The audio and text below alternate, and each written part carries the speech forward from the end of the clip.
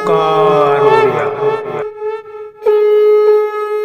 नमस्कार फ्रेंड्स, ओंकार ओडिया चैनल रे आपण मानक स्वागत। फ्रेंड्स, आपनकर शुक्रवार राति रे एक लवंग को एही स्थान रे रखि दियंतु। आपनकर समस्त अवदमित आशा इच्छा स्वप्न कामनार तुरंत चरितार्थ घटिबो। एही भली एक सत्य अनुभव सिद्ध प्रक्रिया को आज क्षुद्र वीडियो माध्यम रे मु आपण मानक सह शेयर करूची। वीडियोटी को ध्यान सहकार देखंतु। आपनकर मन रे जेकोसी आशा इच्छा स्वप्न कामना यदि लुचि रही थाए आदौ परिपूर्ण हो पार न थाए तेबे एही प्रक्रिया माध्यम रे ताहा निश्चित भाव में परिपूर्ण हबो।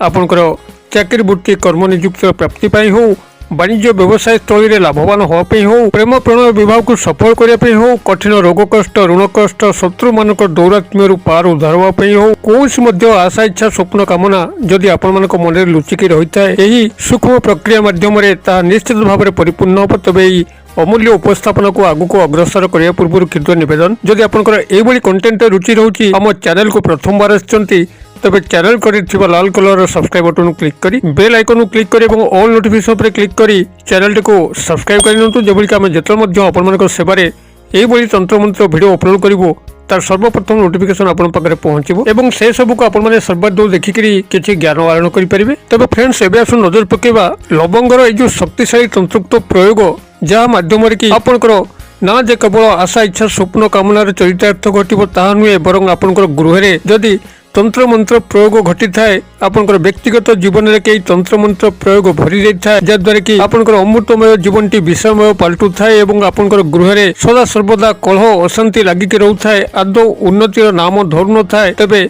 ताहा मध्य अचिरे दूरीभूत हबो एवं आपण मानक जीवन जदि से शत्रु वर्गर लोक मैंने घेरिकी रही था दुष्ट तांत्रिक मैंने आपनकर पिछा लगी था आपनकर जीवन रास्ता दूरे यही सूक्ष्म प्रक्रिया को आपण लवंग जहाँकि तीव्र तंत्रोक्त शक्ति संपन्न आपनकर जेते सृष्टि रे तीव्र तंत्रोक्त शक्ति संपन्न पदार्थ अच्छी से अन्यतम यही लवंग। तेबे लवंगर यही व्यवहार ना जे केवल आपनकर तंत्रोक्त शास्त्र को समृद्धि करछि ताहा नुहे, बरं आपनकर आध्यात्मिक शास्त्र जोठी कि माता लक्ष्मीकर पूजन समय जदि लवंगर व्यवहार न होउछि तेबे माता लक्ष्मीकर पूजन को अधूरा बोली मानि निया जायथाय एवं एही लवंगर मध्य एभली आयुर्वेदिक क्षमता अछि जहा कि शरीर अनेक रोग को समूले विनाश करिथाय। आपनकर लवंग जो भाव में कीटनाशक पदार्थ अटे, जो भाव में तेजस्क्रिय अटे, से भाव में तंत्रोक्त शास्त्र यार एक प्रमुख भूमिका अच्छी। जो उद्देश्य प्रयोग करंतु ता आपनकर शत्रु मारण होइताउ, वशीकरण प्रक्रिया होइताउ, धन वृद्धि प्रक्रिया होइताउ, समस्त क्षेत्र ये चमत्कार कार्य करिथाय। तेबे आपण माने एही जो लवंग को व्यवहार करिवे एही क्षुद्र सत्य अनुभव सिद्ध प्रक्रिया माध्यम किभली कौन करिवे ध्यान सहकार शुणु। आपण माने शुक्रवार संध्या समय गोटे लवंग को आणुतु एवं ताको दक्षिण हस्त मुठारे बुठेकरी माता लक्ष्मीकर फोटो मूर्ति आपनकर गृह जो स्थान अच्छी से स्थान रे एक लाल आसन पकईकरी बसंतु किंबा धला आसन पकईकरी बसंतु। माता लक्ष्मी पाखरे सामान्य पूजा अर्चना आराधना करंतु एवं तांको सम्मुखरे एक काच शिशी रे मध्य किछि लुण जहाँकि घोड़ा लुण होइथिबो मार्केट रे आपनकर सहज रे मिल जाए 5 टंका 10 टंका विनिमय रे खोला हिसाब रे विक्रय करा जाए। घोड़ा लुण को संग्रह करंतु ताकू से काच पात्र रे रखिकरी मातांका आगे रखंतु। जदि आपण सत चेष्टा सत्वे घोड़ा लुण को न पाइले तेबे आपनकर गृह जो आयोडीन लुण को व्यवहार करछन ताकू मध्य व्यवहार करि परिबे। तेबे चेष्टा करिवे घोड़ा लुण को संग्रह करिया पई। लुणर आपनकर महालक्ष्मी संगे गभीर संपर्क रहिछि जेहेतु माता लक्ष्मीकर आविर्भाव समुद्र गर्भरु एवं ए लुणर मध्य सृष्टि समुद्र पानीरु। तेबे ए घोड़ा लुण को प्रथमे संग्रह करके एक काच डिबारे रखिकरी मातांका आगे रखंतु एवं हाथ में आपनकर ये जो लवंग को धरचंदी से लवंग को चाहिकरी ये जो क्षुद्र मंत्र या एकमाला जपन करंतु। ओम श्रीम श्री नमः यही क्षुद्र मंत्र को आपण सेठी एकमाला जपन करंतु। एकमाला अर्थात 108 थर एभली भाव में जपन कर सारा परे यही लवंग को से ही लुण डिबी रे पुरेकरी तार मुह को बंद करंतु एवं यह को गोटे लाल कपड़ा रे गुड़ेकरी जदि आपनकर गृहर धन बाक्स रखुचंती तेबे आपनकर माता लक्ष्मीकर स्थायी बंधन आपनकर गृह रे घटिबो।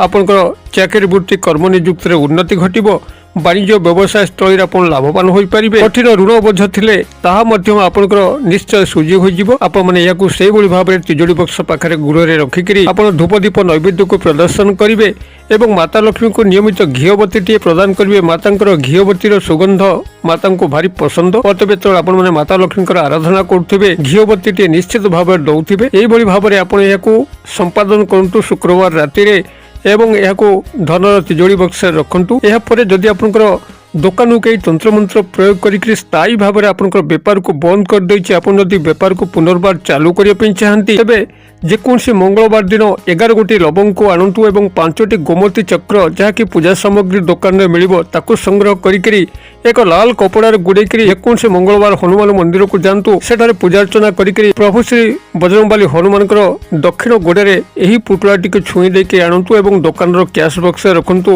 ଚମତ୍କାର କ'ଣ ସେଇ ଦିନଠାରୁ ଜାଣିବେ ଆପଣଙ୍କର ଦୋକାନରେ ଏଭଳି ଗ୍ରାହକଙ୍କର ଭିଡ଼ ଜମିବ ଆପଣ ବେପାର ମଧ୍ୟ କରିପାରିବେ ନାହିଁ। ଆପଣଙ୍କୁ ବ୍ୟକ୍ତି ନିଯୁକ୍ତ କରିବା ପାଇଁ ପଡ଼ିବ ଆପଣଙ୍କର ବ୍ୟବସାୟକୁ ସମ୍ଭାଳିବା ପାଇଁ। ଏଥିସହ ଯଦି ଆପଣଙ୍କର ଗୃହରେ ତନ୍ତ୍ର ଦୋଷ ଲାଗି ରହିଥାଏ, ବାସ୍ତୁ ଦୋଷ ଲାଗିକି ରହିଥାଏ, ଶତ୍ରୁମାନେ ଦୁଷ୍ଟତାନ୍ତ୍ରିକମାନେ ଆପଣଙ୍କର ପିଛା ଘେରି ଯାଇଥାନ୍ତି ତେବେ ଆପଣ 5ଟି ଲବଙ୍ଗ, 3 ଗୋଟି କର୍ପୂର ଏବଂ 2 ଗୋଟି ସବୁଜ ରଙ୍ଗର ଗୁଜୁରାତିକୁ କୌଣସି ଏକ ଦୀପଦାନୀରେ ରଖିକି ଏବଂ ତାକୁ ଅଗ୍ନି ସଂଯୋଗ କରିକି ଯେକୌଣସି ଶନିବାର ଦିନର ସନ୍ଧ୍ୟା ସମୟରେ ଆପଣଙ୍କର ଗୃହର ମଧ୍ୟମ ସ୍ଥଳରେ ଏହାକୁ ଜାଳିକରି ଏହାର ଯେଉଁ ଧୂଆଁ ବାହାରିବ ତାକୁ ଗୃହ ସାରା ବୁଲେଇ ଦିଅନ୍ତୁ ଏବଂ ଏ ଯେଉଁ ଭସ୍ମ ହେଲା ସେ ଭସ୍ମଟିକୁ ଆପଣ କୌଣସି ଗୋଟେ ଡିବାରେ ବନ୍ଦ କରିକି ରଖିକରି ସେହି ଦିନଠାରୁ 7 ଦିନ ପର୍ଯ୍ୟନ୍ତ ଆପଣଙ୍କର ଗୃହର ମୁଖ୍ୟ ଦରଜା ପାଖରେ କିଛି ଜଳ ସହାୟତାରେ ସିଞ୍ଚନ କରନ୍ତୁ ଏବଂ ଚମତ୍କାର କ'ଣ ଦେଖିବେ।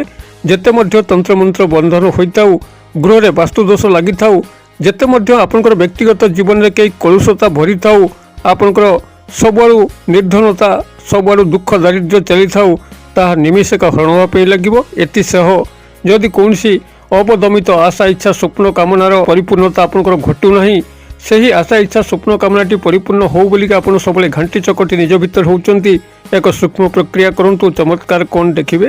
ଯେକୌଣସି ଶୁକ୍ରବାର ଦିନ ଆପଣ ଗୋଟିଏ ଲବଙ୍ଗକୁ ନେଇକରି ପାଖରେ ଥିବା ପୂଜିତ ଅଶ୍ୱତ୍ଥ ପିପଳ ଗଛ ମୂଳକୁ ଯାଆନ୍ତୁ। ସେଠାରେ ଜଳାର୍ପଣ କରିକିରି ଏହି ଲବଙ୍ଗକୁ ତା ମୂଳେ ରଖିକରି ତାକୁ 7 ଥର ପ୍ରଦକ୍ଷିଣ କରନ୍ତୁ ଏବଂ ଏହି କ୍ରିୟାଟିକୁ ଆପଣମାନେ ଶୁକ୍ରବାର ଠାରୁ ଗଣି ଗଣିକରି 7 ଦିନ ପାଇଁ କରନ୍ତୁ। ସେହି 7 ଦିନ ମଧ୍ୟରେ ଆପଣ ଚମତ୍କାର ଲକ୍ଷ୍ୟ କରିବେ। ସେହି ଆଶା ଇଚ୍ଛା ସ୍ୱପ୍ନ କାମନାର ନିଶ୍ଚିତ ପରିପୂର୍ଣ୍ଣତା ଘଟିବ।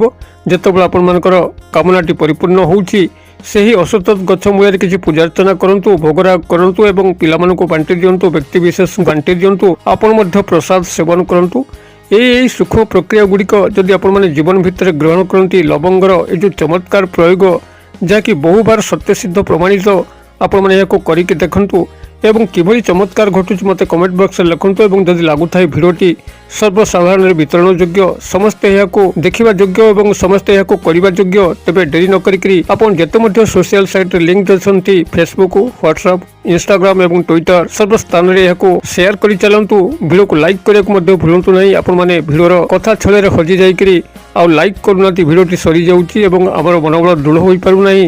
ଆପଣମାନଙ୍କ ସେବାରେ ଆମକୁ ଆହୁରି ନିୟୋଜିତ କରିବା ପାଇଁ ଆପଣ ଆମକୁ ବାଧ୍ୟ କରନ୍ତୁ। ଭିଡ଼ିଓକୁ ଲାଇକ୍ କରନ୍ତୁ ଏବଂ ଚ୍ୟାନେଲକୁ ପ୍ରଥମବାର ଆସିଥିଲେ ସବସ୍କ୍ରାଇବ୍ କରି ବେଲ୍ ବଟନ୍ ଦବାଇକି ଯାଆନ୍ତୁ। ଭିଡ଼ିଓର କ୍ଷୁଦ୍ର ପରିସର ମଧ୍ୟରୁ ମୋତେ ଏଇଠି ବିଦାୟ ଦିଅନ୍ତୁ।